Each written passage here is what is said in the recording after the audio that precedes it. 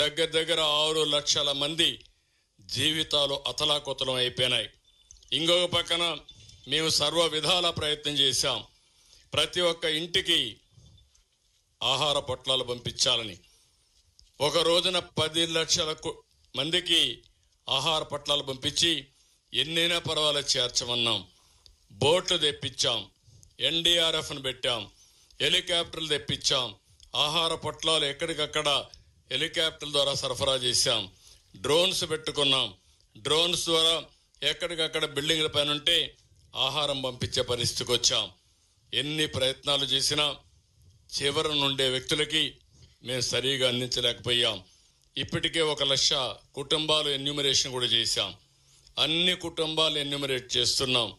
కడాన అందరిని రమ్మంటున్నాం. రాష్ట్రంలో ఉండే దాతలు, జాతీయ స్థాయిలో ఉండే వ్యక్తులు కూడా ముందుకు వచ్చారు. స్ఫూర్తిదాయకంగా ముందుకొచ్చి వారికి తోచిన విధంగా అన్ని విధాలా సహకరిస్తున్నారు. కొంతమంది ఫైనాన్షియల్గా సహకరిస్తున్నారు, కొంతమంది ఆర్థిక ఏదైనా అవసరమైతే స్వచ్ఛందంగా ముందుకొచ్చి బట్టలు కానీ ఇవన్నీ తీసుకొచ్చి వాళ్ళు సహకరిస్తున్నారు.